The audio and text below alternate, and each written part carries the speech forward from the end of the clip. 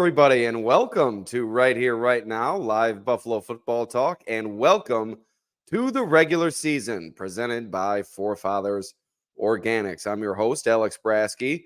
Once again, without my co-host, Ajay Cybulski. He'll be joining me later on this morning after inactives come out around 11:30, and we'll give you our take on the upcoming matchup between the Cardinals and the Buffalo Bills at Highmark Stadium at 1 p.m. But before we get there, we'd like to first take you to our conversations with Anthony Prohaska of Cover One and Dr. Kyle Trimble of Banged Up Bills to give you their take on this matchup and give you an injury preview as well regarding both teams, the Bills and the Cardinals, heading in to this 1 p.m. matchup. Before we get there, however, we'd like to thank our sponsor, Forefathers Organics in Dansville. Unlock the power of nature with Forefathers Organics, your premium CBD store. We offer the highest quality CBD and hemp products to liberate your mind, body, and soul, helping you live happy and free. Our mission is driven by excellence and transparency, using cutting-edge scientific methods to combat stress and target issues at their source. From potent ingestible CBD to soothing topicals, all our products are USDA certified organic. Discover all natural wellness from farm to table. Visit forefathersorganics.com for more information. All right, so kickoff hours away, the opening day for the Buffalo Bills at Highmark Stadium. The Bills favored by 6.5 points over the Cardinals, and the total in this one set at 47.5. Those odds and the total courtesy of FanDuel Sportsbook. The weather is supposed to be perfect at Highmark Stadium for an early September game, right around the mid-60s by kickoff. It's supposed to be perfect football weather in Orchard Park, and it should make for a great day for Bills fans as they get their beloved 1 p.m. kickoff to kick off the season, and the Bills looking to really hit the ground running as they forge ahead into this transitional campaign. And you can find plenty of coverage on the dailynewsonline.com. You have AJ's game preview, which is really detailed each and every week. He'll be bringing you that game preview and really does a great job with that. Also, my 5 takes, which are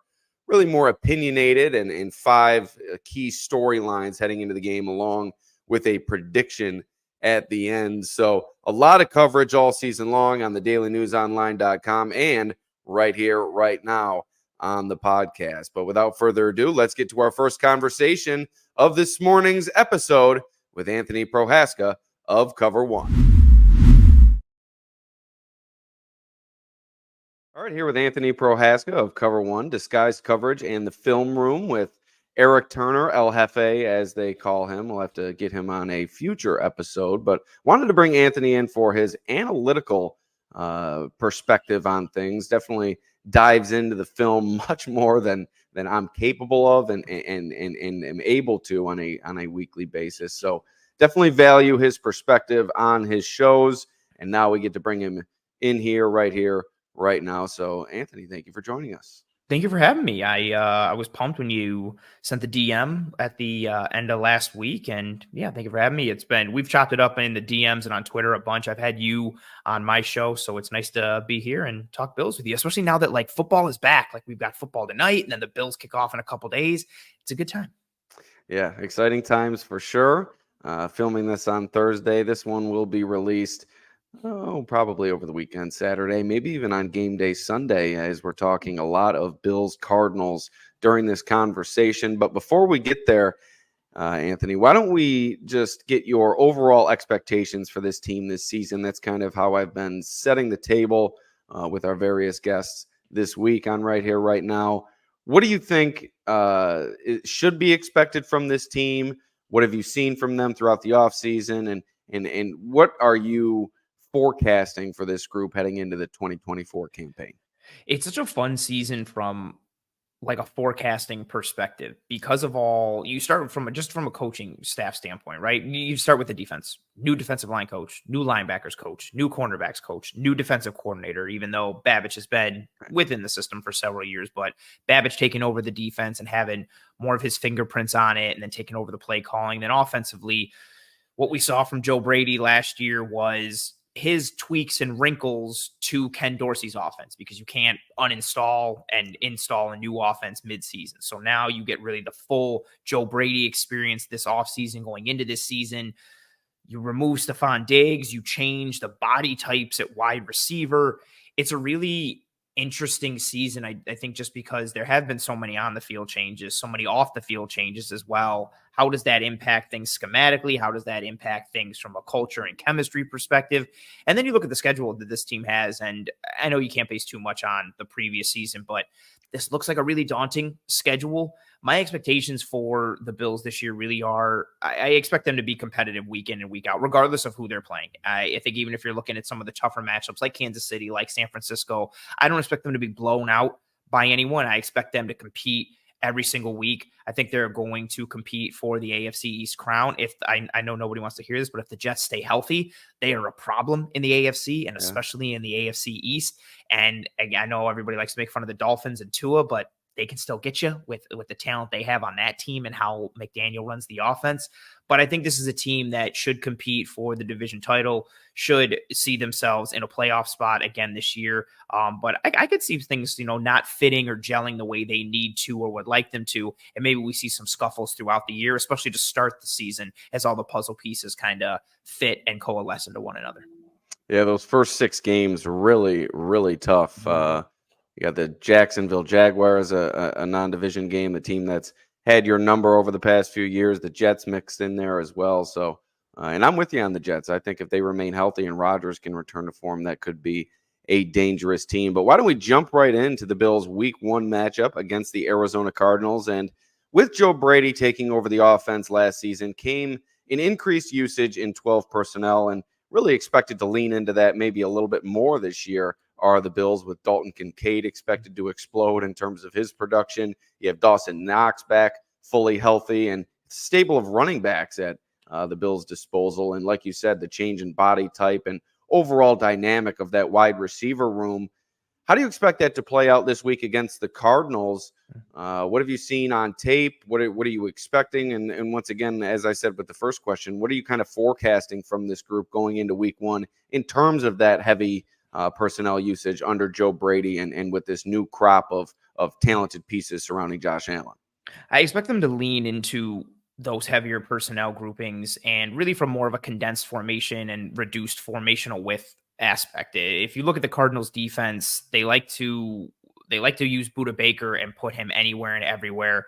They've got strength back there. Jalen Thompson is a nice piece on the back end. Garrett Williams had some flashes last year, one of their other corners, but they're not particularly strong at the second level or even up front, and they're particularly light up front. They're not the biggest or most physical front. They like to go 5 down linemen up front and then use Budda on the back end to kind of mix things up, especially when they go through with their 3 safety looks, I should say. Mm-hmm. And just within that, I expect the Bills to lean into 12 personnel and also lean into 11 personnel, but from like a heavier aspect. So Keon Coleman, Mac Hollins, I expect a good snap share for them, not necessarily getting a bunch of targets, but just leaning into guys that are bigger, physical, can mash against the Cardinals' lighter front. The Cardinals' defense is smaller, but they're fast. They're aggressive. They're really fun schematically from a coverage standpoint. They will show you something pre-snap and then shift to something you had no idea was going to come post-snap. And Budda Baker's at the center of a lot of it. So they do some really fun and creative things schematically on the back end.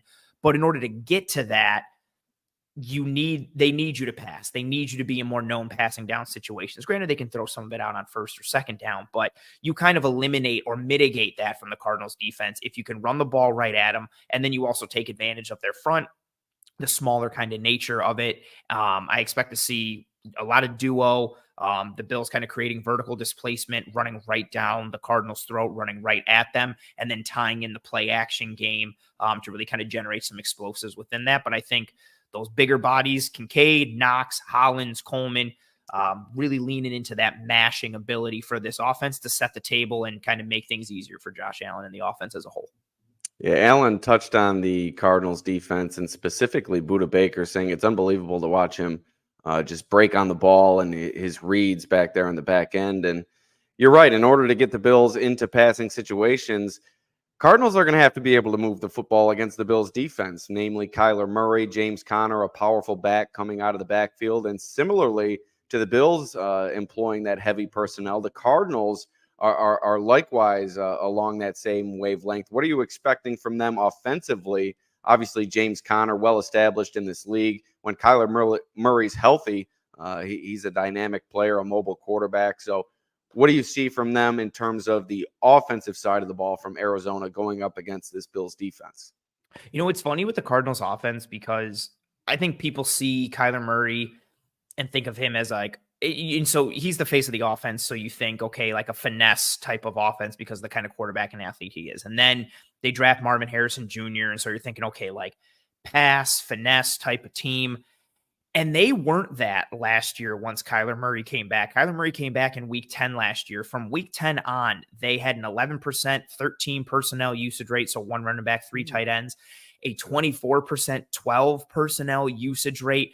They were tied for first in rushing EPA per attempt out of 12 personnel. They were 9th in EPA per attempt out of rushing out of 13 personnel. And a lot of the teams above them are teams that not a lot of teams run 13. So some of the teams that are ahead of them when they're running 13 only have like 1 attempt or 2 attempts or 3. The Cardinals had 41 rush attempts out of 13 personnel once Kyler returned. And if you focus on just running back runs, they were 4th in EPA per attempt out of 12, 7th in EPA per attempt out of 13. They lean into those tight ends. It starts with Trey McBride, who isn't the most polished route runner, doesn't have the most suddenness to his game, but he's big, he's strong, he's fast, he's physical, he's extremely athletic. They will get him the ball in space. They will let him mash dudes in the run. He's not the most technically sound blocker, but he goes 100 miles an hour 100% of the time. He will run through your face, whether he has the ball, whether he's trying to block you, or whether he's just trying to run a route. And then the other tight ends they have there, they have Elijah Higgins, who is a willing blocker, but is more of like a pass-catching tight end. And then they've got Tip Ryman, who they drafted this year. What a name.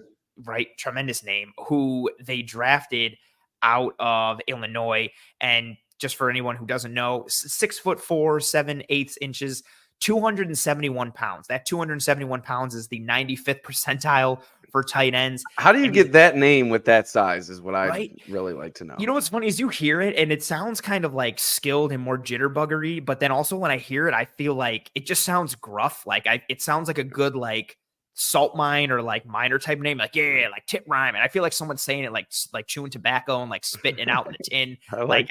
Yeah. And then maybe that's just in my brain because I know how like big he is and how he plays. But he's big, he's a masher, but he's also athletic.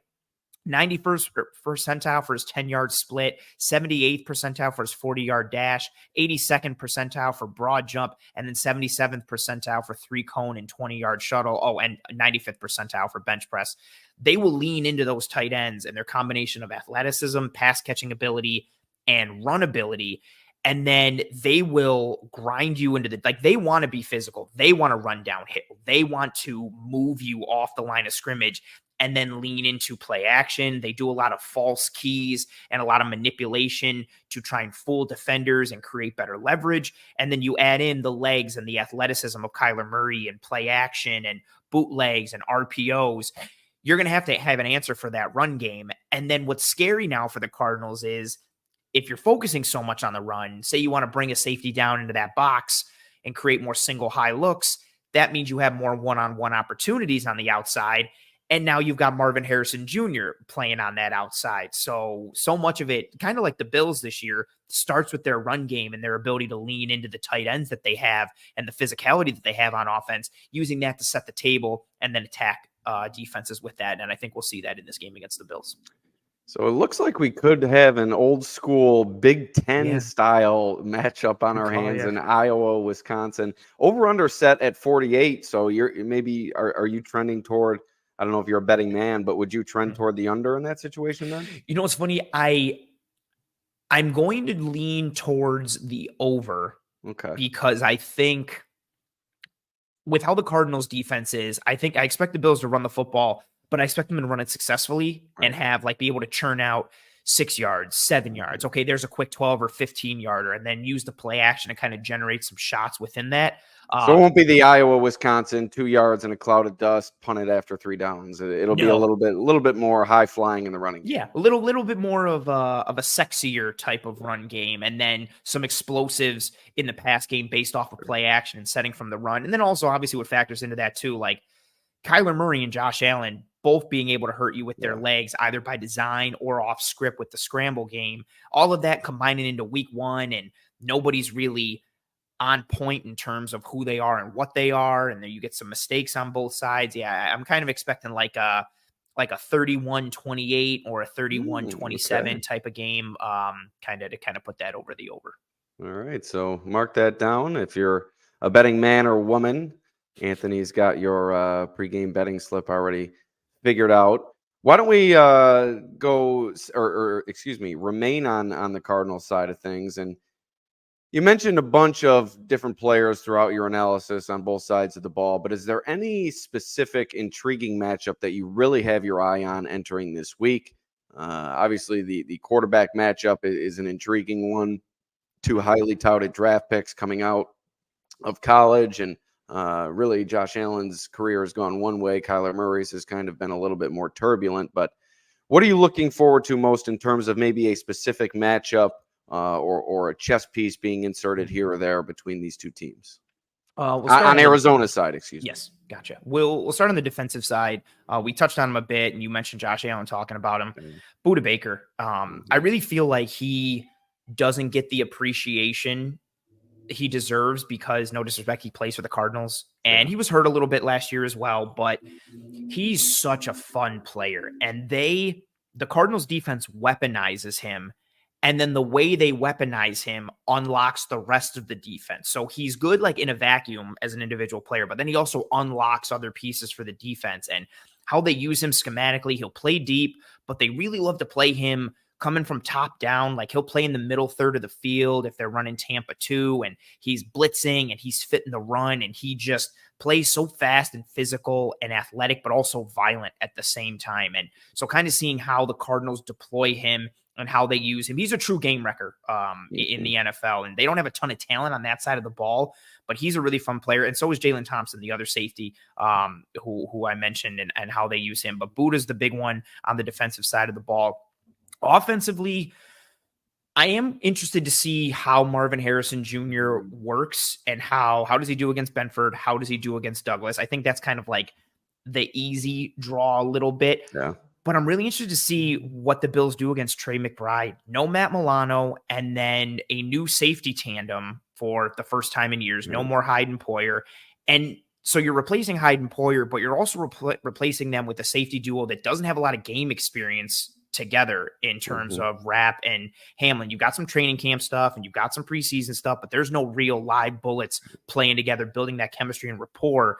And that second level with Dorian Williams, and then going all the way through like the spine of the defense. So the safeties and then linebackers, and technically the spine includes the interior, but we don't have to worry about that with Trey McBride. I just want to know, like, how are they going to cover Trey McBride? How do they try and erase him? What's the resource allocation look like? Because you can't commit too much, because you also have to worry about Marvin Harrison Jr. You also have to worry about the run game. And so if they're unable to have an efficient resource allocation for Trey McBride, it really kind of makes them vulnerable in a lot of other ways. And yeah, McBride is really good. I feel like his season last year, I think, was really underappreciated again, because he plays for the Cardinals, but he's a really, there's a lot of good young tight ends in the NFL. Dalton Kincaid, one of them as well, but Trey McBride is a real chess piece with how they use him. And I think the Bills are kind of vulnerable in the areas where he succeeds. Yeah, I'm really interested to see Marvin Harrison Jr. I think he's going to be tested right away with one of the league's top outside corner duos. Christian Benford and Rasul Douglas, I think, are going to really work their way up in terms of the public opinion and where they're tiered as a duo in the NFL this year. And who knows, it could start this week by shutting down the rookie. How about on the other side of things, in terms of the Bills? Who are you looking for on their side to maybe shine in this game and burst out of the gate with a strong performance? How are things set up to favor maybe a specific player on the Bills roster? Defensively, I'm looking at who can kind of step up on the defensive line and provide that top tier pass rush production from an edge perspective. I think when you look on the interior, Daquan and Ed Oliver, I know everybody has a lot of qualms with Ed Oliver come playoff time and some underwhelming performances, but he had such a strong year last year. So I'm not worried about the top tier production from Ed and Daquan and then the rotation behind them. But as much as I love Greg Rousseau, I still think he does need to make that jump in terms of being a true one off the edge as a pass rusher. And I think he could potentially win some reps in this game. You got Jonah Williams on the right side, who Bills fans should know from his time with the Cincinnati Bengals. And I think that's an advantage that favors Rousseau. Then on the other side, you've got year two left tackle Paris Johnson, who the Cardinals took in the first round last year out of Ohio State. He played right tackle for them last year. Moving over to the left side, maybe you get some good reps against him in week one as he feels things out on the left side, or even if he's locking it down, cool, just flip him back to the other and have him go one-on-one with Jonah Williams. We saw those reps from Greg Rousseau against Broderick Jones in that second preseason game against the Steelers. I think Greg Rousseau has a favorable matchup against Jonah Williams playing off that right side, just in run defense and pass rush pop. And if the Bills can get pressure with 4 and with Rousseau's style of, he's a pocket compressor. He's not a bendy, athletic, twitchy dude. That pocket compression style works very well against Kyler Murray because you want to collapse the pocket around him and restrict the running lanes and also kind of get into his field of vision a little bit and make it difficult for him to see what he's trying to get and where he's trying to get to because of his size and stature. So I look for Rousseau to have a big game, and I think the Bills need him to have a big game just based off of how the Cardinals offense operates.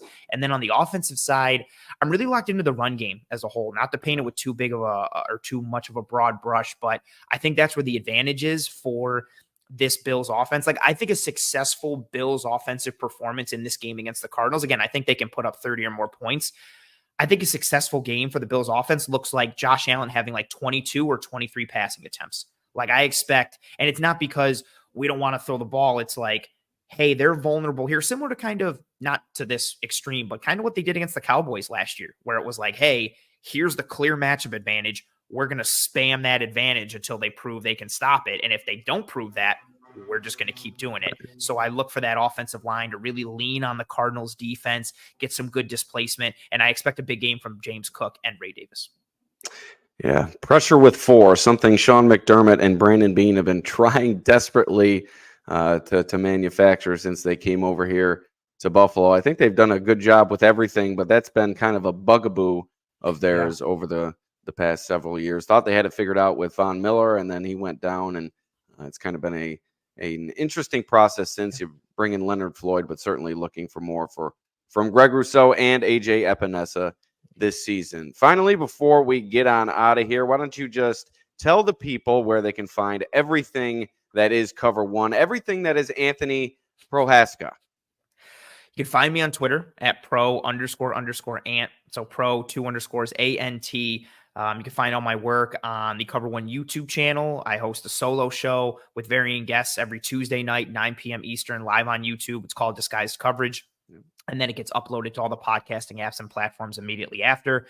And then I co-host the Cover One Film Room live every Wednesday. Times kind of vary in the off-season and in-season, but it's live every Wednesday on YouTube. That show is purely film-based, breaking down scheme and structure and everything from the previous week's game. So like next week, Wednesday, or this week, Wednesday, I should say, we'll be breaking down Bills-Cardinals. And I do film on Disguised Coverage as well. Everything for me is advanced metrics and film and trying to put as many pieces together to put a holistic puzzle and complete that so we get a full understanding of who and what the Bills are.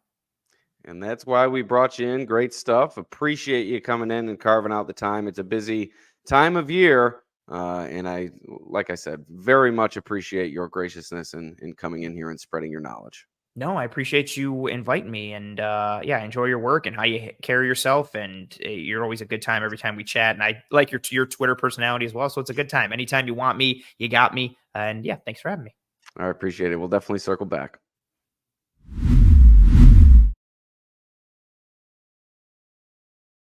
All right. We'd like to thank Anthony for joining us, as he brings a perspective that is really valuable in the Bills media sphere, really analytical, a lot of film work done by Anthony and his cohort, Eric Turner, over there in the film room. Also, Anthony, host of Disguise Coverage. So really does a great job and really brought it during our conversation, which was recorded earlier this week. Now we get to another pre-recorded interview before it was announced that that Dewan Smoot will be out for Sunday's game.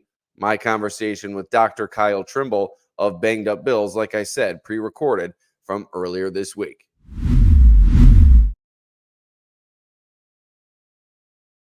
All right, here with Dr. Kyle Trimble of Banged Up Bills and really everything Bills injuries on the social media sphere and the media sphere in general. Doc, thanks for joining us. Absolutely, Alex. Glad to be back. Yeah, and certainly a good time to have you with the Bills' Week 1 matchup with the Arizona Cardinals coming up. Before we get into the injury talk, that's why we brought you in. You could certainly give perspective that we can't on right here, right now. But why don't you just give me your overall expectations for this team heading into the season? Feel free to give your injury spin on it if you'd like, or just look at it as a grand scope kind of opinionated segment here as a fan and somebody who covers the team in terms of injury analysis. I think the Bills can make another deep run this year. I know the past few seasons have ended in the divisional round, and they have not met the fan expectations, but there's no reason why they can't go on a hot run. They've shown the ability to do that even with multiple injuries on the offense and defense. And if they get the right matchup in the playoffs and get hot, we've seen it happen where guys or teams barely get in the playoffs and then they go on this great run and win the whole thing. It would take a lot of luck. It would take a lot of excellent play by the key offensive and defensive players, but it's not impossible to think they couldn't end up in the AFC Championship game or even Super Bowl this year. Once again, a lot of luck that goes into that. I know a lot of the media and everybody else is down on the Bills since they had let so many veteran players go. But, I mean, if you don't make the least division round this year, then maybe I would consider that maybe a failure. But division round or beyond, I would consider that a success. And I don't see how they have as much of a drop-off, especially with all the younger players they have in. There's probably going to be some growing pains, but they've shown that even with depleted roster, they can still compete and keep up with the best of them in the conference and in the league. Yeah, for sure. I see it in a similar way. Now, let's get into the injury discussion. Things were doom and gloom, a dark cloud hovering over this fan base and this team in terms of injuries just a few weeks ago. But like this team typically does, I think taking a lot of those injuries slowly, being very cautious with a lot of those injuries that cropped up a few years ago and now, or a few weeks ago, excuse me. And now they enter week 1 relatively fully healthy. The only player not practicing on the 53-man roster, Javon Solomon with that oblique injury, and Mitch Trubisky, the backup quarterback, ramping back up to full participation today while we're recording this interview, which is Thursday, and really looking good out there going through individual work during the media viewing portion of practice on his dropbacks and stepping into his throws. So doom and gloom a few weeks ago, things a bit better now. Before we get to Solomon and Trubisky, can you comment on some of the other injuries that have kind of worked themselves out over the past few weeks here? Like you said, it was doom and gloom in preseason. There was a lot of injuries. I'm glad that some guys have things have calmed down to the point where, still guys need treatment and rest and time off, but it's not looking as bad as it was. I think we had 15 to 17 guys at one point on the injured list that was unofficial during the preseason. And this is something I'm working on, but I'll give a little teaser. 47 players had dealt with something at some point during the preseason, whether they had an outright injury, season ending, they were off the side of general soreness, vet rest day. There was 47 different players out of the 91 guys on the roster, the preseason roster, that had dealt with something. That is a lot more than what it had been in previous seasons, dating back to 2018. I'll have more of an article fleshed out on my site in the coming, weekday or week or whenever I get that done. But going back to what you said about the conservative aspect of it, there's definitely a lot more conservative approach to that. And with the injuries have been the way the past 2 seasons, they want to make sure these guys are healthy, not ready for just week 1, but for week 17, 18, and the playoffs there. So going back to what you said about the injury report, it is looking a lot better. I like where things are at. Going down the list, Cole Bishop, he's coming back from his left shoulder injury sustained on July 30th. The report was that he had a scapular fracture. If that is indeed the case, he's been looking really good out there. No red non-contact jersey, doing the tackling dummies. I haven't seen any live contact, but if they're saying, hey, he can do contact, he should be able to translate that into the games. His only limitation may be the actual physical reps being out there because he's had to take mental reps the entire time. Quentin Morris, he's dealing with what I believe is a right shoulder injury. There's concern that might be a labrum tear in there just with how he landed, and then he was designated week to week. But I haven't seen him out there with a shoulder harness, though interestingly, I haven't seen him at all out there in practice. I haven't seen what he's really been doing out there. So he was in a red non-contact jersey initially. I think he may have had a light harness on initially. I'm not sure if he's still wearing the harness, but he quickly removed the red non-contact jersey. It was a quick return once he returned to the practice field. Which is a good thing because then the shoulder would be stable enough for him to block and catch everything else like that. And with him being the third tight end, be more the blocking tight end, you got to worry about if that shoulder's going to shift and, if he's going to have more future events where it could sub-blocks or partial dislocate, if that is indeed the case there. So the fact he's out there practicing fold is promising, and it's just kind of one of those things that if he keeps going and there's not a problem, great. If there's a problem, then they have contingency plans. Moving down the list, I know Curtis Samuel has been a big one with a turf toe. Yeah. By the time week one rolls around, he'll have 26 days to have had off, or at least limited with that. I would think that that's enough time to be close to healthy as he can be, unless, the only time you get more healthy is in the off season. So the fact that he's full, that looks great. I mean, it's unfortunate he's dealt with that. He's had a long injury history throughout his career, but he's had the time to give himself to get ready, and it looks really, really good. And I don't think, knock on wood, that he's going to have any problems, the first few weeks of the season. And then the last two, Javon Solomon, the injury happened sometime either, mid last week after cut down day, or it happened, when he was maybe sometimes training on his own or something like that. We don't have a lot of information on that. And then Mitch Trubisky, I have no idea what he's doing out there. I mean, the knee injury week to week, he wasn't looking good. I know he has a big bulky brace on. He's running in a straight line. I think they're banking on Josh Allen not going out of the game at all, except for, kneel downs, because I don't trust Mitch Trubisky back there, at least for week one and maybe week two, with how that knee injury is with a suspected higher grade MCL sprain. Yeah, I'm looking back at my video from today's practice. He does still have that brace on. Yeah, he looks good dropping back, but you're right, still wearing that leg sleeve and that brace. It is a left knee injury, so it's not that plant leg. It is kind of that throw into leg. I don't know how you term it, but maybe that impacts things and allows him to be out there a little bit sooner than he would be had it been the plant leg. Would that be an accurate assessment? Yeah, we have seen that comparison where you step into the throw with that forward leg versus, if he's having to push off the back leg. Right. That discussion was more made with the Kirk Cousins versus Aaron Rodgers, the Achilles, how that was affecting that. So yeah, there would be some different throwing mechanics playing into that. I know he can't step into his throw as much, but the hope is if Mr. Trubisky's in there, maybe he's just kneeling down, or if he has to run the offense, you're handing off or doing a lot of short passes where you're not having to scramble. Because my concern is if he's out there scrambling like he did, how he hurt his knee in the first place, or having to be flushed out of the pocket, that's where I think he's going to be in trouble. But if he can be a stationary pocket passer, he might be able to get by if Josh Allen does have to leave the game for any reason. Yeah, perhaps we're just seeing him out there as a quote unquote full participant to remain in that football shape, keep his arm active, and maybe we see Mike White active as that second quarterback in game one, perhaps game two, still to allow Mitch Trubisky to recover, because you're right, thrusting him out there, even if it's for a few plays, that could certainly turn into disaster very, very quickly.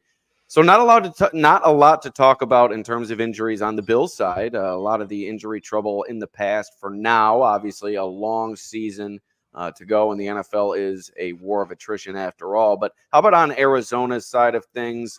Have you looked into their injuries yet? And what do you see in terms of how the Cardinals look coming into week one? They didn't play, I believe, any of their starters, really. Kyler Murray for sure didn't play during the preseason, so they should be relatively healthy. Is that the case entering this game?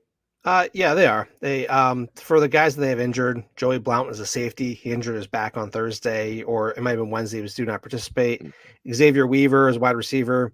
He suffered an oblique injury last week and has been unable to practice all week, so I don't anticipate him playing. And then Tip Ryman, their tight end, he was dealing with something last week or 2 weeks ago that was undisclosed. And then the injury report revealed that it was the ankle. He's been limited, but I don't think those are any major players that will be affecting the Arizona game plan. I know they did lose BJ Ojulari, if I pronounced that correctly, to I believe it was a torn ACL. And then I think they're missing another top, draft pick. The names escape me right now, but they've at least had time to game plan for both of those absences versus, somebody going down with a freak injury, last second. And just to round things out here, you mentioned earlier the Bills, and I kind of hinted at it as well, the Bills being a little bit more cautious with injuries this year. And I think I saw you tweet something out. A lot of these players wearing the leg sleeves, I think that might be a product of that. Are there any other specific, whether it be in their attire or anything that you've seen specifically that points toward the Bills being perhaps a bit more cautious than they've been? They've always kind of been a cautious team when it comes to injuries, but those numbers that you point to certainly point to them being a bit more cautious this year. The biggest things I see is arm sleeves, leg sleeves, shoulder harnesses. Those are the obvious ones. I mean, there's other things that they wear that we don't see, or that, without really digging into it there, you'll see ankles taped up or some bracing on there, whatnot. But, guys like Dawson Knox, Khalil Shakir, Reggie Gilliam, Von Miller, they've all donned the sleeves. And I know I had discussion with Twitter universe earlier in the preseason where, some guys do it for, the style, the drip, as they call it, versus, injury. I'm 36. I'm out of that whole style drip thing. So I'm impressed you got the word drip out. I just learned that, I think, like two days ago. So you're way ahead of the game in terms of that. That's from the Twitter universe there. That's what I was taught there too. So I know guys like Keon Coleman will wear some of the stuff because it looks good, but I'm looking for, hey, is this affecting their function? And we're seeing some of the guys do that. Like I said, with Khalil Shakir, Reggie Gilliam, Von Miller, there's a specific type of compression sleeve they're wearing. We've seen Zach Davison wear that too, coming off his now known ACL tear. So I always kind of just look at the differences and then, hey, is this a pattern, or is it just, is it cold out? So you're always kind of just trying to add context into that. And then guys like Dwayne Carter, Tylen Grable, and then even Travis Clayton, they were all dealing with shoulder. At least Travis Clayton was just dealing with a shoulder injury. We know that. But the other guys were wearing shoulder harnesses at different times. I don't know if they tweaked their shoulder or if it was more of a preventative measure because they don't want to get their arm out away from the body too much and damage a bicep, a pectoral injury, or pectoral muscle. So it's just things you observe, and sometimes it's not a problem until it is one. And then my final point with that, like, for example, Spencer Brown last year, he had worn a shoulder brace on his left shoulder all last year, never had an issue, and then he dislocated the shoulder in his truck after the game, in the playoff game, and he must have had some type of labral tear in there that they were managing throughout the season. So once again, you look at that kind of stuff, and you might say, hey, we don't know a whole lot of information, but going back and seeing that stuff at the time might put the pieces of the puzzle together later on. If you see that, hey, they had surgery for this injury, or they've been dealing with this, and you kind of put back and say, hey, this has been going on longer than what's been reported. And not many updates on Matt Milano, not expected. He's already undergone the surgery, and maybe that'll be our next conversation when we bring you back in a few weeks. Maybe there will be some positive news in terms of Matt Milano and his potential return this season. But I'd like to thank you for joining us. And before you get out of here, why don't you tell the people where they can find all of your work? Dr. Kyle Trimble of Banged Up Bills. You can find all my work at bangedupbills.com. You can find links to it on Twitter or X, Facebook, Instagram, Reddit, and I appear weekly on Locked On Bills with Joe Marino. All right. Thanks for joining us, Doc, and we'll see you soon. Thank you. Dansville. Unlock the power of nature with Forefathers Organics, your premium CBD store. We offer the highest quality CBD and hemp products to liberate your mind, body, and soul, helping you live happy and free. Our mission is driven by excellence and transparency, using cutting-edge scientific methods to combat stress and target issues at their source. From potent ingestible CBD to soothing topicals, all our products are USDA certified organic. Discover all natural wellness from farm to table. Visit forefathersorganics.com for more information. All right, we'd like to thank Dr. Kyle Trimble for joining us. Once again, a great perspective that myself and AJ really aren't able to provide here on the podcast. We can't really take you deep into the injuries, and having Dr. Kyle Trimble on and gaining that perspective, certainly valuable in every sense. So that's going to do it for this episode. Once again, later on this morning, another episode coming up right around when the inactives are released at about 11:30. AJ will be joining me. We'll hear plenty from him in terms of his preview of this game, and I'll provide my opinions as well. It should be an intriguing matchup. The Bills taking on the Cardinals at 1 p.m. Thank you for joining us. We'll see you next time.